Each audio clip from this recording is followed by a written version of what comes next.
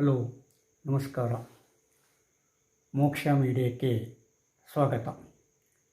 ನಾನು ಮೋಕ್ಷ ಹಿರೇಮಠ್. ಸಾಮಾನ್ಯವಾಗಿ ಭಾರತ ಯಾವುದೇ ಸಂಪ್ರದಾಯಗಳನ್ನು ಮತ್ತು ಪರಂಪರೆಯನ್ನು ಅಷ್ಟು ಸುಲಭವಾಗಿ ಬಿಟ್ಟುಕೊಡುವುದಿಲ್ಲ. ಈ ಮಾತನ್ನು ಯುರೋಪ್ ಖಂಡಕ್ಕೆ, ಅಮೇರಿಕ ಖಂಡಕ್ಕೆ ಮತ್ತು ಇನ್ನಿತರ ದೇಶಗಳಿಗೆ ಹೇಳುವುದು ಕಷ್ಟ ಸಾಧ್ಯ.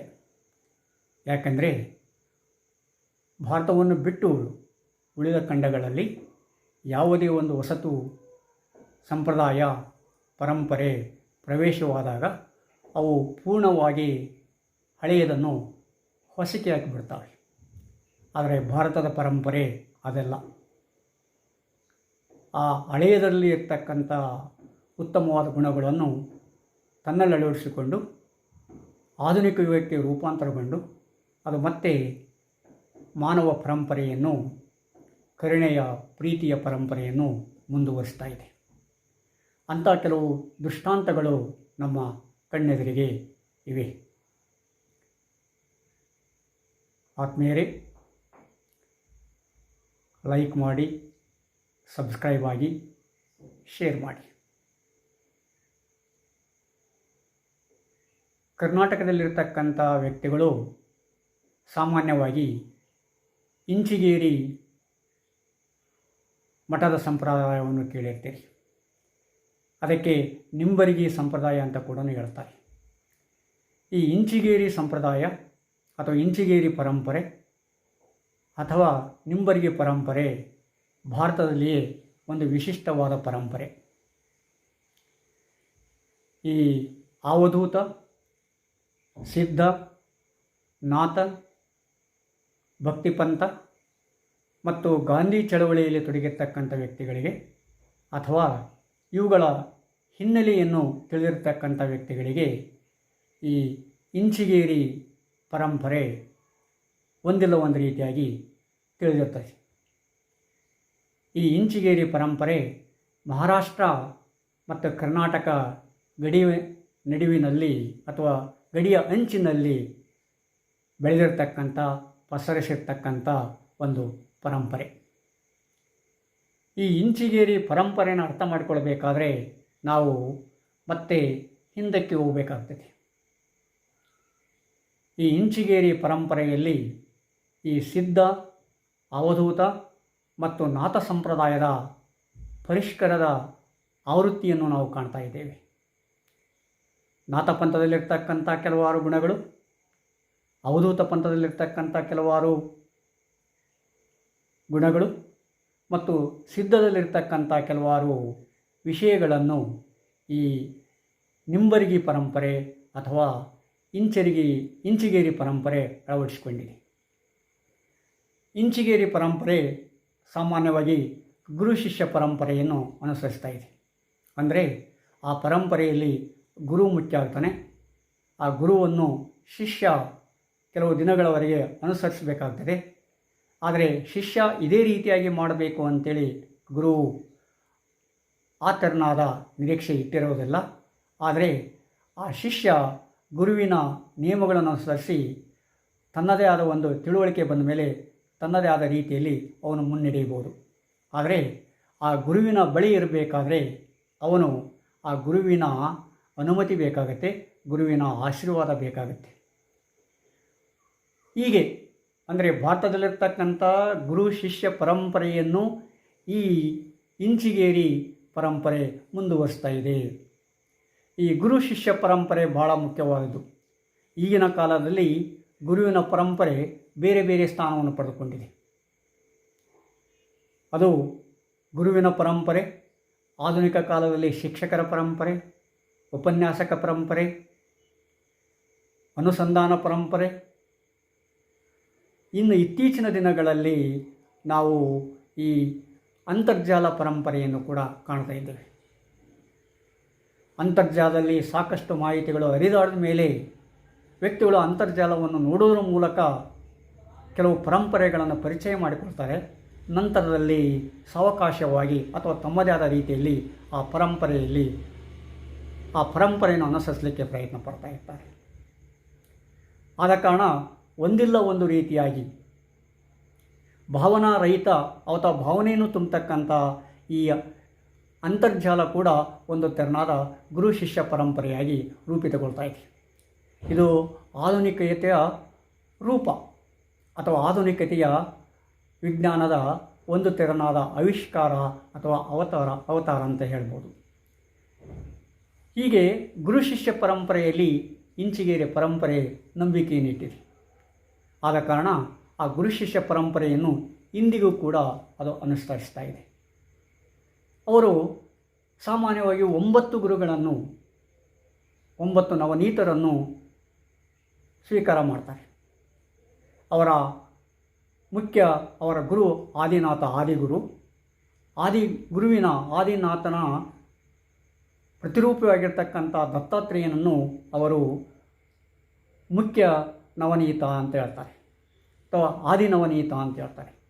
ಅಂದರೆ ಈ ದತ್ತಾತ್ರೇಯನಲ್ಲಿರ್ತಕ್ಕಂಥ ಹುಟ್ಟು, ಸ್ಥಿತಿ ಮತ್ತು ಲಯದ ಸಂಕೇತಗಳನ್ನು ತಮ್ಮ ಜೀವನದಲ್ಲಿ ಅಳವಡಿಸಿಕೊಳ್ಳುವುದರ ಮೂಲಕ ಅವರು ಈ ಇಂಚಿಗೇರಿ ಪ್ರಭುತ್ವವನ್ನು ಅಥವಾ ಇಂಚಿಗೇರಿ ಪರಂಪರೆಯನ್ನು, ನಾಥ ಪರಂಪರೆಯ ಪರಿಷ್ಕೃತ ಆವೃತ್ತಿಯನ್ನು ಒಪ್ಪಿಕೊಳ್ತಾ ಇದ್ದಾರೆ.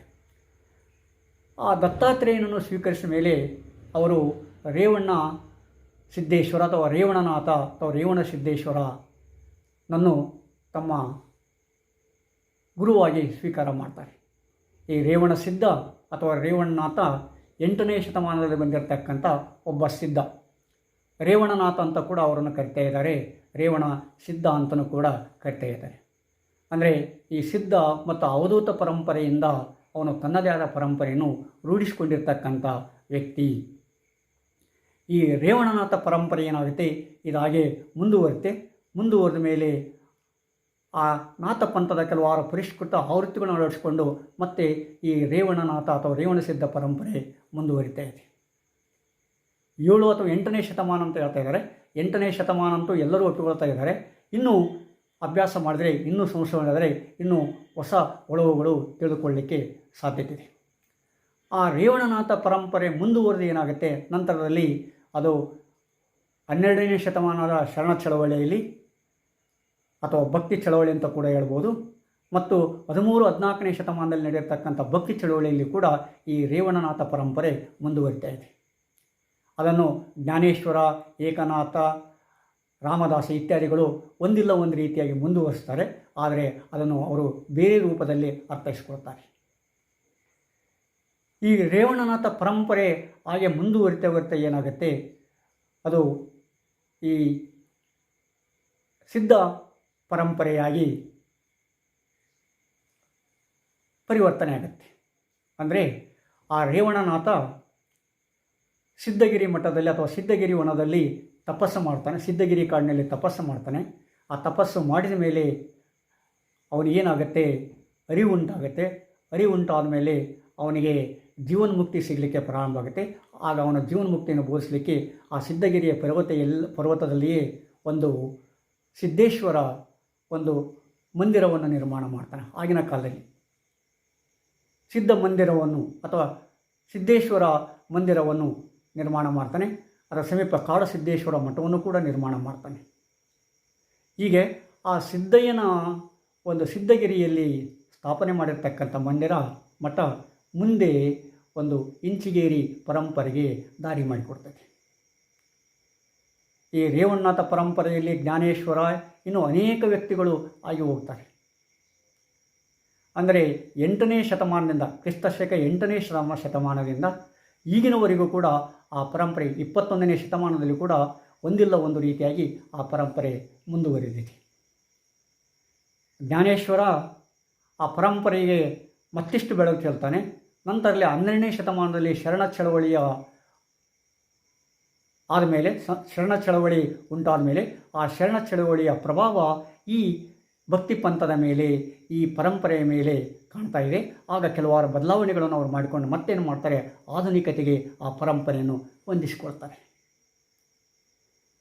ಈ ಜ್ಞಾನೇಶ್ವರ ಆ ಪರಂಪರೆಯನ್ನು ಮುಂದುವರಿಸ್ತಾನೆ. ಆ ಪರಂಪರೆಯನ್ನು ಮುಂದುವರಿಸಿ ಅಲ್ಲಿ ಆ ಸಿದ್ಧನ ಗಿರಿಯಲ್ಲಿ ಕಟ್ಟಿದ ಮೇಲೆ, ಆ ಸಿದ್ಧನಗಿರಿಯಲ್ಲಿ ಮಠ ಮತ್ತು ಮಂದಿರವನ್ನು ಕಟ್ಟಿದ ಮೇಲೆ ಅದು ಒಂದು ಪರಂಪರೆಯಾಗಿ ಬೆಳಲಿಕ್ಕೆ ಶುರುವಾಗುತ್ತೆ. ಅಂದರೆ ಆ ಪರಂಪರೆಗೆ ಒಂದು ಅಸ್ತಿತ್ವ ಸಿಗುತ್ತೆ. ಅದನ್ನು ಕನ್ನೇರಿ ಮಠ ಅಂತ ಹೇಳ್ತಾರೆ. ಈ ಕೋಲಾರ ಜಿಲ್ಲೆಯ, ಆ ಕೋಲಾರದಿಂದ ಸಮೀಪಿತ ಕೋಲಾರ ಜಿಲ್ಲೆಯಲ್ಲಿ ಕನ್ನೇರಿ ಮಠ ಬರ್ತದೆ. ಆ ಕನ್ನೇರಿ ಮಠ ಈ ರೇವಣನಾಥ ಪರಂಪರೆಯ ಒಂದು ಪ್ರಮುಖ ಕೇಂದ್ರ ಆಗುತ್ತೆ. ಅಂದರೆ ನಾಥ ಸಂಪ್ರದಾಯದಿಂದ ಸ್ವಲ್ಪ ಮಟ್ಟಿಗೆ ಭಿನ್ನತೆಯನ್ನು ಪಡ್ಕೊಳ್ತದೆ. ನಾಥ ಸಂಪ್ರದಾಯದಲ್ಲಿ ಈ ವಸ್ತ್ರಗಳನ್ನು ಧರಿಸ್ತಾರೆ, ಕೆಲವು ಸಲ ವಸ್ತ್ರಗಳನ್ನು ಬಿಟ್ಟು ಬಿಡ್ತಾರೆ, ಕೆಲವು ಸಲ ಹಠಯೋಗ ಪ್ರಾರಂಭ ಮಾಡ್ತಾರೆ. ಅವರು ನವನೀತರು ಸ್ವಲ್ಪ ಬೇರೆ ಆಗ್ತಾರೆ. ಇವರು ಅದನ್ನು ಪರಿಷ್ಕರಿಸಿ ತಮ್ಮದೇ ಆದ ರೀತಿಯಲ್ಲಿ ಆಧುನಿಕತೆಗೆ ಅಳವಡಿಸಿಕೊಂಡು ಜೀವನ ಮುಕ್ತಿಯನ್ನು ಪಡಲಿಕ್ಕೆ ಪ್ರಯತ್ನ ಪಡ್ತಾರೆ. ಅವರ ದೇಹ ಧೋರಣೆಯಲ್ಲಿ ಏನು ವ್ಯತ್ಯಾಸ ಇಲ್ಲ, ಆದರೆ ಹೋಗ್ತಕ್ಕಂಥ ದಾರಿಯಲ್ಲಿ, ಅನುಸರಿಸ್ತಕ್ಕಂಥ ದಾರಿಯಲ್ಲಿ ಕೆಲವಾರು ಬದಲಾವಣೆಗಳು ಉಂಟಾಗ್ತವೆ. ಆ ಬದಲಾವಣೆಗಳನ್ನು ಏನು ಮಾಡಬಹುದು, ನಾವು ಈ ಇಂಚಿಗೇರಿ ಪರಂಪರೆಯಲ್ಲಿ ಕಂಡುಕೊಳ್ಬೋದು. ಇಂಚಿಗೇರಿ ಪರಂಪರೆಯಲ್ಲಿ ಮುಪ್ಪಿನ ಕಾಡಸಿದ್ದೇಶ್ವರ ಅಂತಕ್ಕಂಥ ಒಬ್ಬ ಪೀಠಾಧಿಪತಿ ಬರ್ತಾನೆ. ಆ ಪೀಠಾಧಿಪತಿ ಬಂದಾಗ ಮತ್ತೆ ಕೆಲವಾರು ಬಲವಾದ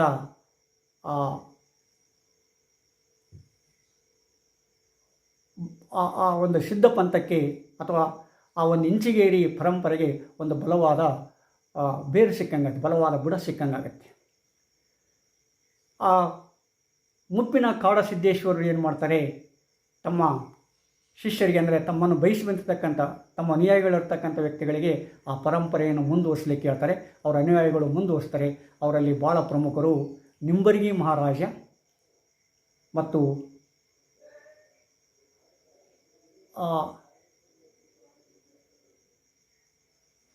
ಸಾಯಿಬೊಮ್ಮ ಮಹಾರಾಜ ಅಂತ ಹೇಳ್ಬೋದು. ಸಾಹೇಬ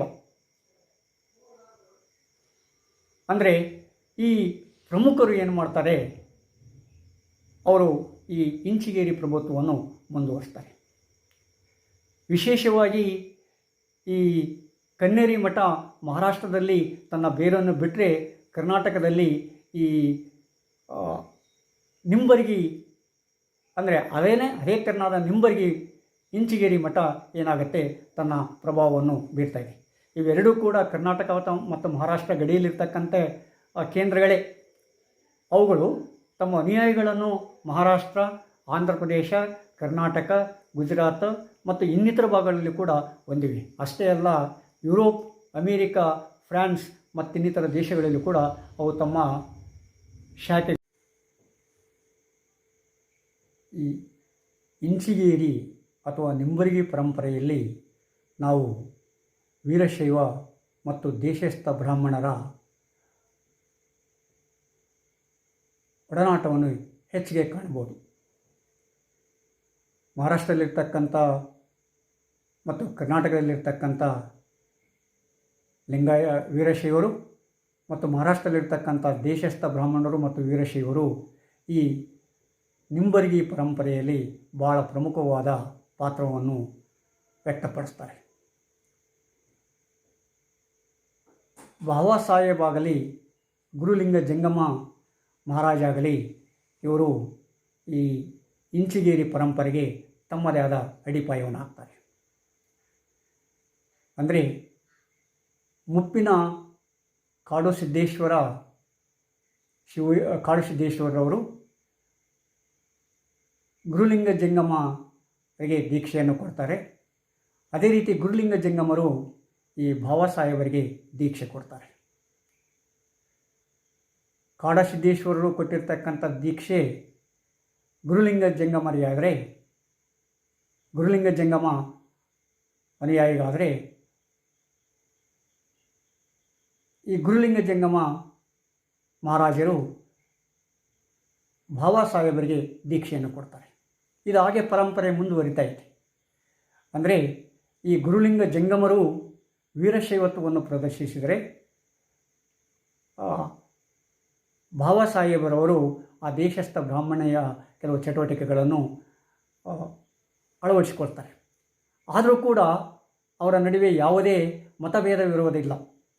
ಆ ಪರಂಪರೆಗೆ ಒಗ್ಗೂಡಿದವರು ತಮ್ಮೆಲ್ಲ ಜಾತಿ ಮತ ಪಂಥಗಳನ್ನು ಬಿಟ್ಟು ಮನುಷ್ಯ ಪ್ರಯತ್ನದ ಮೇಲೆ ಜೀವನ್ಮುಕ್ತಿಯ ಮೇಲೆ ಅವರು ಗಮನ ಹರಿಸಬೇಕಾಗ್ತದೆ. ಆದ ಕಾರಣ ಅಲ್ಲಿ ಆ ವ್ಯಕ್ತಿ ಇದೇ ಜಾತಿಗೆ ಸಂಬಂಧಪಟ್ಟಿರಬೇಕು, ಇಂಥವನೇ ಆಗಿರಬೇಕು ಅನ್ನುವ ನೀತಿ ನಿಯಮಗಳೇನಿಲ್ಲ. ಅದು ಇವುಗಳನ್ನೆಲ್ಲ ಮೀರಿರ್ತಕ್ಕಂಥ ಒಂದು ಪರಂಪರೆ. ಆದರೆ ನಮ್ಮ ಸಾಮಾನ್ಯರ ತಿಳುವಳಿಕೆಗೋಸ್ಕರ ಮಾತ್ರ ನಾವು ಇದನ್ನು ಅರ್ಥ ಮಾಡಿಕೊಳ್ಳೋಕ್ಕೋಸ್ಕರ ನಾವು ಇದನ್ನು ವಿಶ್ಲೇಷಿಸಬೇಕಾಗಿರ್ತದೆ ಹೊರತು ಅವರಿಗೆ ಯಾವುದೇ ತೆರನಾದ ಜಾತಿ ಮತಗಳನ್ನು ಅನ್ವಯಿಸಲಿಕ್ಕೆ ಸಾಧ್ಯತೆ ಆಗಲ್ಲ. ಯಾಕಂದರೆ ಅವರು ಅದನ್ನೆಲ್ಲ ಮೀರಿ ನಿಂತವರು, ಅದನ್ನೆಲ್ಲ ಮೀರಿ ಬೆಳೆದವರು. ಆ ಮೀರಿ ಬೆಳೆದವರಿಗೆ ಮತ್ತೆ ನಾವು ಜಾತಿಯ ಪಟ್ಟ ಕಟ್ಟು ಅಂತಂದರೆ ಅದು ನಮ್ಮ ತಪ್ಪಾಗ್ತದೆ ಹೊರತು, ನಮ್ಮ ಪ್ರಮಾದವಾಗ್ತದೆ ಹೊರತು ಅವರದಲ್ಲ. ಈ ಗುರುಲಿಂಗ ಜಂಗಮ ಮಹಾರಾಜ್ ಅಂದರೆ ಮೊದಲನೇ ಹೆಸರು ನಾರಾಯಣರಾವ್ ಅಂತ ಹೇಳಿ, ಆ ನಾರಾಯಣರಾವ್ ನಿಂಬರಿಗೆಯವರು. ಅಂದರೆ ಕರ್ನಾಟಕ ರಾಜ್ಯದ ಬಿಜಾಪುರ ಜಿಲ್ಲೆಯ ಇಂಡಿ ತಾಲೂಕಿನಲ್ಲಿರ್ತಕ್ಕಂಥ ಒಂದು ಗ್ರಾಮ ನಿಂಬರಿಗೆ. ಆ ನಿಂಬರಿಗೆ ಗ್ರಾಮಕ್ಕೆ ಸಂಬಂಧಪಟ್ಟಿರ್ತಕ್ಕಂಥವ್ರು. ಅವರು ಏನು ಮಾಡ್ತಾರೆ, ಈ ಮುಪ್ಪಿನ ಮುಪ್ಪಿನ ಕಾಡುಸಿದ್ದಯ್ಯನವರಿಂದ ಏನು ಮಾಡ್ತಾರೆ, ದೀಕ್ಷೆಯನ್ನು ಪಡೆದುಕೊಂಡು ನಿಂಬರಿಗೆ ಮಹಾರಾಜರಾಗ್ತಾರೆ. ಅಂದರೆ ಇಲ್ಲಿ ನಾವು ನೆನಪಿಟ್ಟುಕೊಳ್ಬೇಕಾಗಿರ್ತಕ್ಕಂಥ ಈ ಇಂಚಿಗೇರಿ ಪರಂಪರೆಯಲ್ಲಿ ಬರ್ತಕ್ಕಂಥ ವ್ಯಕ್ತಿಗಳು ಸಂಸಾರಸ್ಥರಾಗಿರ್ತಾರೆ.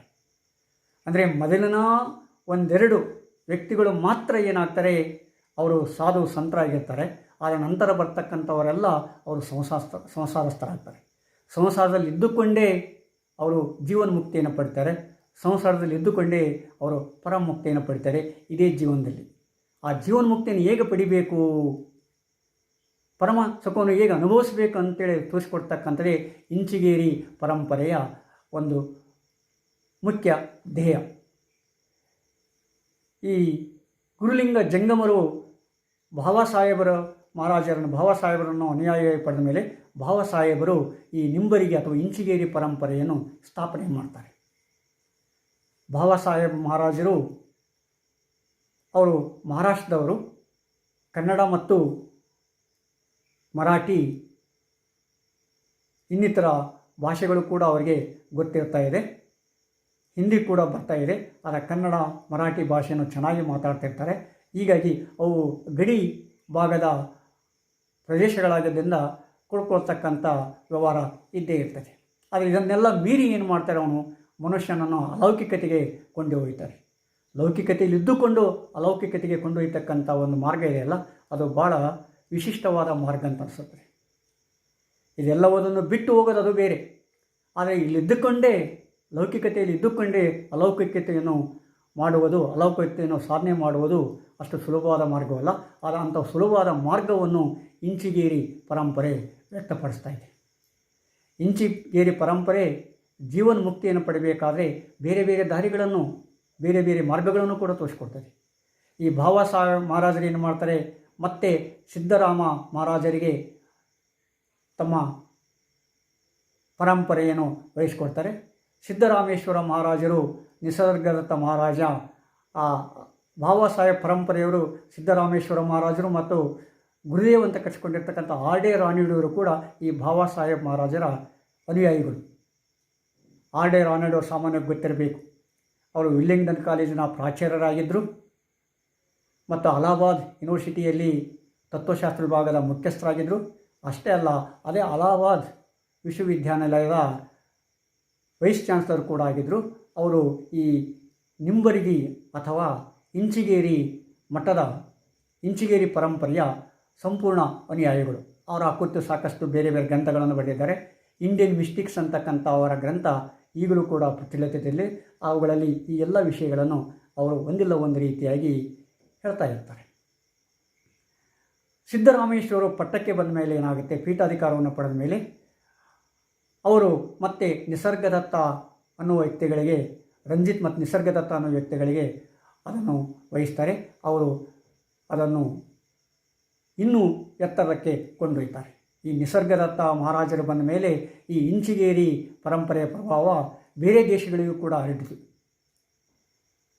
ಈ ವಿಶೇಷವಾಗಿ ಜರ್ಮನಿಯಲ್ಲಿ ಈ ಪ್ರಭಾವವನ್ನು ಹೆಚ್ಚಿಗೆ ನೋಡಬಹುದು ನಾವು. ಅಮೇರಿಕದಲ್ಲಿ ಕೂಡ ನಾವು ಹೆಚ್ಚಿಗೆ ನೋಡಬಹುದು. ಅದೇ ರೀತಿ ರಂಜಿತ್ ಮಹಾರಾಜರು ಫ್ರಾನ್ಸ್ನಲ್ಲಿ ಕೂಡ ಈ ಪ್ರಭಾವವನ್ನು ಬೀರ್ತಾರೆ. ಇಂಗ್ಲೆಂಡ್ನಲ್ಲಿ ಕೂಡ ಅದು ತನ್ನ ಪ್ರಭಾವವನ್ನು ಬೀರಿದೆ. ಅಂದರೆ ನಿಸರ್ಗದತ್ತ ಮಹಾರಾಜರು ಬಂದ ಮೇಲೆ ಮತ್ತಿಷ್ಟು ಅದರ ಬೇರುಗಳು ಅದರ ಬುಡ ಭದ್ರವಾಯಿತು. ಅದಾದ ನಂತರ ಮತ್ತೆ ಬೇರೆ ಬೇರೆ ಆ ಪರಂಪರೆ ಇನ್ನೂ ಕೂಡ ಮುಂದುವರೆದುಕೊಂಡು ಬಂದಿದೆ. ಹಾಗಾದರೆ ಇಂಚಿಗೇರಿ ಪರಂಪರೆ ಅಂದರೆ ಏನು? ಇಂಚಿಗೇರಿ ಪರಂಪರೆ ಜೀವನ್ಮುಕ್ತಿಯನ್ನು ತೋರಿಸ್ತಕ್ಕಂಥ ಪರಂಪರೆ. ಇಂಚಿಗೇರಿ ಪರಂಪರೆ ಪರಮುಕ್ತಿಯನ್ನು ತೋರಿಸ್ತಕ್ಕಂಥ ಒಂದು ಪರಂಪರೆ. ಮನುಷ್ಯ ಸಂಸಾರದಲ್ಲಿ ಇದ್ದುಕೊಂಡೇ ಜೀವನ್ಮುಕ್ತಿಯನ್ನು ಪಡಿಬಹುದಾದ ಮಾರ್ಗವನ್ನು ತೋರಿಸ್ತಕ್ಕಂಥ ಒಂದು ಪರಂಪರೆ. ಅದು ಹೇಗೆ ಹಾಗಾದರೆ? ಈಗ ಸಾಮಾನ್ಯವಾಗಿ ಈ ಇಂಚಿಗೇರಿ ಪರಂಪರೆಯಲ್ಲಿ 2 ಮಾರ್ಗಗಳನ್ನು ವ್ಯಕ್ತವಾಗ್ತವೆ. ಒಂದು ಪಿಪಲಿಕ ಮಾರ್ಗ, ಮತ್ತೊಂದು ಪಕ್ಷಿ ಮಾರ್ಗ ಅಂತೇಳಿ. ಪಕ್ಷಿ ನೋಟ, ಪಿಪಲಿಕ ನೋಟ ಅಂತೇಳಿ. ಅಂದರೆ ಇರುವೆ ನೋಟ ಮತ್ತು ಪಕ್ಷಿ ನೋಟ ಅಂತ ಹೇಳ್ತಾರೆ. ಈ ಇರುವೆ ನೋಟದ ಪಿಪಲಿಕ ಮಾರ್ಗದಲ್ಲಿ ಏನಾಗುತ್ತೆ, ಮನುಷ್ಯ ಧ್ಯಾನದ ಮೂಲಕ ತನ್ನ ಇರುವನ್ನು ತಿಳಿದುಕೊಂಡು ಅವನು ಜೀವನ್ಮುಕ್ತಿಯನ್ನು ಪಡಿಬಹುದು ಅಂತೇಳಿ. ಆದರೆ ಈ ಪಕ್ಷಿ ಮಾರ್ಗದಲ್ಲಿ ಏನಾಗ್ತಾರೆ, ಆ ರೀತಿ ಧ್ಯಾನ ಮಾಡ್ತಾ ಹೋದರೆ ಮನುಷ್ಯ ಜೀವನ್ಮುಕ್ತಿಯನ್ನು ಪಡೆಯೋದು ಭಾಳ ದಿನ ಬೇಕಾಗುತ್ತೆ. ಆದ ಕಾರಣ ಮನುಷ್ಯ ಆದಷ್ಟು ಬೇಗನೆ ಇದೇ ಜೀವನದಲ್ಲೇ ಜೀವನ್ಮುಕ್ತಿಯನ್ನು ಪಡ್ಕೊಳ್ಬೇಕು. ಆ ಜೀವನ ಮುಕ್ತಿಯನ್ನು ಪಡ್ಕೊಳ್ಬೇಕಾದ್ರೆ ಅವನು ಗುರುವಿನ ಮಂತ್ರವನ್ನು, ಗುರುವಿನ ಆದರ್ಶವನ್ನು ಮತ್ತು ಧ್ಯಾನವನ್ನು ಎರಡು ಒಟ್ಟುಗೂಡಿಸಿದ ಮಾಡಿದಾಗ ಏನಾಗುತ್ತೆ, ಅವನು ಬೇಗನೆ ತನ್ನ ಅರಿವನ್ನು ಕಂಡುಕೊಂಡು ಅರಿವೇ ಗುರುವಾಗಿ ಅವನೇನು ಮಾಡ್ತಾನೆ, ಜೀವನ್ಮುಕ್ತಿಯನ್ನು ಪಡ್ಕೊಳ್ತಾನೆ, ಜೀವನದ ಪರಮುಕ್ತಿಯನ್ನು ಕೂಡ ಪಡ್ಕೊಳ್ತಾನೆ. ಇದ್ರ ಜೊತೆಗೆ ಅವನು ಕಾಯಕವನ್ನು ಕೂಡ ಮಾಡಬೇಕು. ಅದು ಭಾಳ ಮುಖ್ಯವಾಗಿರ್ತಕ್ಕಂಥದ್ದು. ಈ ಶರಣ ಚಳವಳಿಯ ಪ್ರಭಾವ ಈ ಕಾಯಕದಲ್ಲಿ ಕಾಣ್ತಾ ಇದ್ದೇವೆ. ಯಾಕಂದರೆ ಇಂಚಿಗೇರಿ ಪರಂಪರೆಯಲ್ಲಿ ಇಂಚಿಗೇರಿ ಪ್ರದೇಶ, ಇಂಚಿಗೇರಿ ಅಂತಕ್ಕಂಥದ್ದು ಒಂದು ಊರದು, ಬಿಜಾಪುರ ಜಿಲ್ಲೆ ಇಂಡಿ ತಾಲೂಕಿನಲ್ಲಿರ್ತಕ್ಕಂಥ ಒಂದು ಊರು. ಆ ಇಂಚಿಗೇರಿ ಕರ್ನಾಟಕ ಮತ್ತು ಮಹಾರಾಷ್ಟ್ರದ ಗಡಿಯಂಚಿನಲ್ಲಿ ಬರ್ತಕ್ಕಂಥ ಒಂದು ಗ್ರಾಮ. ಅದಕ್ಕೆ ಆ ಮಠಕ್ಕೆ ತನ್ನದಾದ ಒಂದು ಆಸ್ತಿ ಇದೆ, 100 ಎಕರೆ ಭೂಮಿ ಇದೆ, ಮಠ ಇದೆ, ಮಂದಿರ ಇದೆ.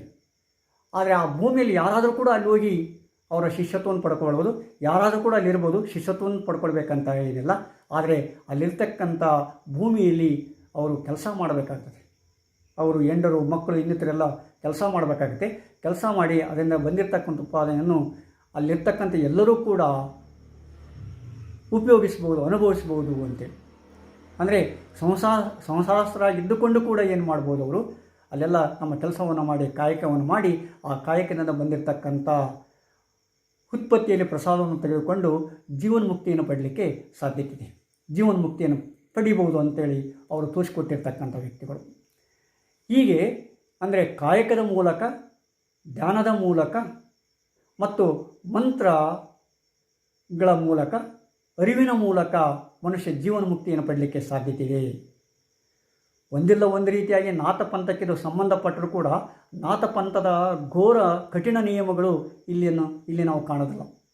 ಆ ನಾಥಪಂಥದಲ್ಲಿ ಕೆಲವು ಸಲ ಬಟ್ಟೆ ಇಲ್ಲದೇ ಹಾಗೆ ಹೋಗ್ತಕ್ಕಂಥ, ಮೈಗೆ ಬೂದಿಯನ್ನು, ಒಂದು ಪವಿತ್ರವಾದ ಬೂದಿಯನ್ನು ಬಡಿದುಕೊಂಡು ಹಾಗೆ ಹೋಗ್ತಕ್ಕಂಥ ಪದ್ಧತಿ ಇದೆ, ಹಠಯೋಗ ಇದೆ. ಆದರೆ ಇಲ್ಲಿ ಆ ತೆರನಾದ ಹಠಯೋಗ ಇಲ್ಲ. ಆದರೆ ಧ್ಯಾನ ಇದೆ, ತಿಳುವಳಿಕೆ ಇದೆ, ಕ್ರಿಯೆ ಇದೆ, ಜ್ಞಾನ ಇದೆ. ಅದರ ಮೂಲಕ ನಾವೇನು ಮಾಡ್ಬೋದು, ಈ ಜೀವನ್ಮುಕ್ತಿಯನ್ನು ಪಡ್ಕೊಳ್ಬೋದು. ಈ ಜೀವನ್ಮುಕ್ತಿಯನ್ನು ಪಡ್ಕೊಳ್ಬೇಕಾದ್ರೆ ಈ ಕಾಯಕ, ಈ ಧ್ಯಾನ ಮತ್ತು ಜ್ಞಾನ ಭಾಳ ಮುಖ್ಯವಾಗ್ತವೆ. ಅದರಿಂದ ಮನುಷ್ಯ ಲೌಕಿಕತೆಯನ್ನು ಬಿಟ್ಟು ಅಲೌಕಿಕತೆಯನ್ನು ಪಡ್ಕೊಳ್ಳಿಕ್ಕೆ, ಅಂದರೆ ಲೌಕಿಕತೆ ಒಂದಿಗೆ ಅಲೌಕಿಕತೆಯನ್ನು ಪಡ್ಕೊಳ್ಳಿಕ್ಕೆ ಸಾಧ್ಯತೆ ಇದೆ. ಆಗ ಮನುಷ್ಯ ಜೀವನ್ಮುಕ್ತಿಯನ್ನು ಪಡ್ಕೊಳ್ಳಬನ್ನುವುದು ಇಂಚಿಗೇರಿ ಪರಂಪರೆಯ ಒಂದು ಮುಖ್ಯ ಮಾರ್ಗ. ಆದ ಕಾರಣ ಎಷ್ಟೋ ಜನ ಇಂಚಿಗೇರಿ ಪರಂಪರೆಗೆ ಆಕರ್ಷಿತರಾಗ್ತಾರೆ. ನಾವು ಹೇಳ್ತೀವಿ ಎಲ್ಲ ಸಮಾನವಾಗಿ ಕೆಲಸ ಮಾಡಬೇಕು, ಸಮಾನವಾಗಿ ಹಂಚ್ಕೊಳ್ಬೇಕು, ಅದು ಇದು ಅಂತೇಳಿ. ಆದರೆ ವಾಸ್ತವಿಕವಾಗಿ, ಪ್ರಾಯೋಗಿಕವಾಗಿ ಆ ಇಂಚಿಗೇರಿ ಪರಂಪರೆಯಲ್ಲಿ ಅದನ್ನು ನಾವು ಇವತ್ತಿಗೂ ಕೂಡ ಕಾಣ್ತಾ ಇದ್ದೇವೆ. ನಮ್ಮ ಸಾಮಾನ್ಯವಾಗಿ ಸರ್ಕಾರಗಳಾಗಲಿ, ಸಂಘ ಸಂಸ್ಥೆಗಳಾಗಲಿ, ಒಂದು ಸಂಘವನ್ನು, ಸರ್ಕಾರದ ಇಲಾಖೆಗಳನ್ನು ಸರಿಯಾಗಿ ನಡೆಸಲಿಕ್ಕೆ ಸಾಧ್ಯತೆ ಇಲ್ಲ. ಎಷ್ಟೋ ಸಲ ಅಲ್ಲಿ ಪ್ರಬುದ್ಧರಿದ್ದರೂ ಕೂಡ, ಸಮರ್ಥರಿದ್ದರೂ ಕೂಡ ಅವುಗಳನ್ನು ನಡೆಸಿಕೊಂಡು ಈಗಿನ ಪ್ರಸ್ತುತ ಪರಿಸ್ಥಿತಿಯಲ್ಲಿ ಅವುಗಳನ್ನು ನಡೆಸಿಕೊಂಡು ಹೋಗೋದಕ್ಕೆ ಭಾಳ ಹೆಣಗಾಡ್ತಾ ಇದ್ದಾರೆ. ಆದರೆ ಆ ಇಂಚಿಗೇರಿ ಪರಂಪರೆಯಲ್ಲಿ ಈಗಲೂ ಕೂಡ ಅಲ್ಲಿರ್ತಕ್ಕಂಥ ವ್ಯಕ್ತಿಗಳು ಕಾಯಕ ಮಾಡಬೇಕು. ಅಲ್ಲಿ ಬಂದಿರತಕ್ಕಂಥ ಉತ್ಪಾದನೆ ಎಲ್ಲರಿಗೂ ವಿನಿಯೋಗ ಆಗಬೇಕು. ಅದು ಅವರ ಖರ್ಚುಗಳಿಗೆಲ್ಲ ಹೋಗಿ ಮಿಕ್ಕಿದ್ದನ್ನು ಮತ್ತೆ ಪ್ರಸಾದ ರೂಪದಲ್ಲಿ ಜನರಿಗೆ ಸಮಾಜಕ್ಕೆ ಹೋಗಬೇಕು. ಅದು ಇಂದಿಗೂ ಕೂಡ ನಡೆದುಕೊಂಡು ಬಂದಿರತಕ್ಕಂಥ ಒಂದು ಪದ್ಧತಿ. ಅವರು ಯಾರೇ ಇರ್ಬೋದು, ಅಲ್ಲಿ ಒಬ್ಬ ಅಂದರೆ ಈ ಸಮಾಜಕ್ಕೆ ವಿರೋಧವಾದ ಚಟುವಟಿಕೆಗಳಲ್ಲಿ ತೊಡಗಿರ್ತಕ್ಕಂಥ ವ್ಯಕ್ತಿ ಹೋದರೂ ಕೂಡ ಅವನು ಸಮಾಜ ಪರವಾದ ವ್ಯಕ್ತಿ ಆಗ್ತಾನೆ. ಅವನು ತನ್ನಲ್ಲಿರ್ತಕ್ಕಂಥ ಮೃಗತ್ವವನ್ನು ಬಿಟ್ಟು ಮನುಷ್ಯತ್ವವನ್ನು ಕಂಡುಕೊಳ್ತಾನೆ. ಅಷ್ಟೇ ಅಲ್ಲ, ಅವನು ಜೀವನ ಮುಕ್ತಿಯನ್ನು ಪಡ್ಕೊಳ್ತಾನೆ ಅಂತ ಎಷ್ಟೋ ವ್ಯಕ್ತಿಗಳು ಈ ಇಂಚಿಗೇರಿ ಪರಂಪರೆಗೆ ಒಳಗಾಗಿದ್ದಾರೆ. ಅಂಥ ಎಷ್ಟೋ ವ್ಯಕ್ತಿಗಳು ಇಂಚಿಗೇರಿ ಮಠದಲ್ಲಿ ಈಗಲೂ ಕೂಡ ಕಾರ್ಯನಿರ್ವಹಿಸ್ತಾ ಇದ್ದಾರೆ, ಕೆಲಸವನ್ನು ಮಾಡ್ತಾ ಇದ್ದಾರೆ. ಅಂದರೆ ಹೀಗಾಗಿ ಈ ಇಂಚಿಗೇರಿ ಪರಂಪರೆ 21ನೇ ಶತಮಾನದಲ್ಲಿ ಕೂಡ ತನ್ನ ವರ್ಚಸ್ಸನ್ನು ಕಳ್ಕೊಂಡಿಲ್ಲ. ಅಷ್ಟೇ ಅಲ್ಲ, ಅದು ತನ್ನ ವರ್ಚಸ್ಸನ್ನು ಮತ್ತಿಗೆ ದ್ವಿಗುಣಗೊಳಿಸಿದೆ ಅಂತೇಳಿ. ವಿಶೇಷವಾಗಿ ನಿಸರ್ಗದತ್ತ ಮಹಾರಾಜ್ ಆ ಇಂಚಿಗೇರಿ ಪರಂಪರೆಯನ್ನು ಬೇರೆ ದೇಶಕ್ಕೆ, ಅಂದರೆ ಯುರೋಪ್ ಮತ್ತು ಅಮೇರಿಕ ಖಂಡಕ್ಕೆ ವಿಸ್ತರಿಸಿದ ಮೇಲೆ ಅದರ ಚಟುವಟಿಕೆಗಳು ಮತ್ತೆ ಹೆಚ್ಚಿಗೆ ಬೆಳಕಿಗೆ ಬಂದು, ಅಷ್ಟೇ ಅಲ್ಲ, ಅದಕ್ಕೆ ತನ್ನದಾದ ಒಂದು ಸ್ಥಾನ ಅಂತಾರಾಷ್ಟ್ರೀಯ ಮಟ್ಟದಲ್ಲಿ ಕೂಡ ಸಿಕ್ತು. ಹೀಗಾಗಿ ಈ ಇಂಚಿಗೇರಿ ಪರಂಪರೆ ಕರ್ನಾಟಕದಲ್ಲಿ ವಿಶೇಷವಾಗಿ ಮತ್ತು ಭಾರತದಲ್ಲಿ ಒಂದು ವಿಶಿಷ್ಟವಾದ ಪರಂಪರೆಯಾಗುತ್ತೆ. ಒಂದು ಕಡೆ ಕನ್ನೇರಿ ಮಠ, ಸಿದ್ಧಗಿರಿ ಮಠ ಆ ಪರಂಪರೆಯ ಪ್ರಮುಖ ಕೇಂದ್ರವಾದರೆ, ನಂತರದಲ್ಲಿ ಅಂಥದೇ ಕೇಂದ್ರವನ್ನು ನಾವು ಈ ಇಂಚಿಗೇರಿ ಮಠದಲ್ಲಿ ಕೂಡ ಕಾಣ್ಬೋದು. ಆ ಮಠ ಅಂದ ತಕ್ಷಣ ಅದು ಇಂಥದೇ ಒಂದು ಮತಕ್ಕೆ, ಇಂಥದೇ ಒಂದು ಧರ್ಮಕ್ಕೆ ಸೀಮಿತವಾಗಿರಬೇಕಂತ ಅರ್ಥ ಅಲ್ಲ. ಆ ಮಠವನ್ನು ನಾಥಪಂಥದಲ್ಲಿ ಅಳವಡಿಸಿಕೊಳ್ಳುತ್ತೇವೆ.